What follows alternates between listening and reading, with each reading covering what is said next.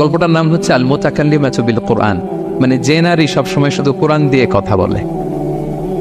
তারা শত শত লাইন কবিতা মুখস্থ পারত, দিনকে দিন মরুভূমিতে চড়তো আর কবিতা পড়তে।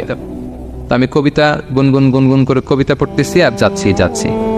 এই মহিলা পিছন থেকে আয়াত তেলাওয়াত করলেন, আবার ফাকরাউ মা তায়াসসারা মিনাল কোরআন, মানে কোরআনের যেখান দিয়ে সহজ লাগে ওইখান দিয়ে পড়েন। মানে বুঝাতে চাইলেন কবিতা বললে কি লাভ, আপনি কোরআন পড়েন। উনি আবার লজ্জা পেয়ে কোরআন পড়তে আরম্ভ করলেন। এবার যেতে যেতে যে কাফেলা থেকে উনি মিসিং, যে ক্যারাভ্যান থেকে মিসিং, ওই ক্যারাভ্যানের সাথে যুক্ত হলেন। এবার জিজ্ঞেস করলেন যে হাদিহিল কাফেলা মান লাকি ফিহা, এই তো আপনার কাফেলা, এখানে কে আছে আপনার, কেউ আছে? আবার কোরআনের আয়াত, আল মাল ওয়াল বানুনা জিনাতুল হায়াতিদ দুনিয়া, অর্থাৎ সম্পদ সন্তান এগুলো আল্লাহর দেয়া নেয়ামত। এটা দিয়ে বুঝাতে চাইলেন হ্যাঁ আমার কিছু সন্তানাদি আছে। উনি বুঝতে পারলেন ফাআলিনতু আন্নাল্লাহা আওলাদান ফিহা, আমি বুঝলাম যে ওনার সন্তান সন্ততি এখানে আছে। এবার একটা চান্স পেয়ে গেছে আব্দুল্লাহ ইবনে মুবারক। কি পেয়ে গেছে?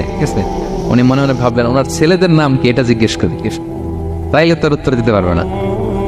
সুন্দর না প্রশ্নটা?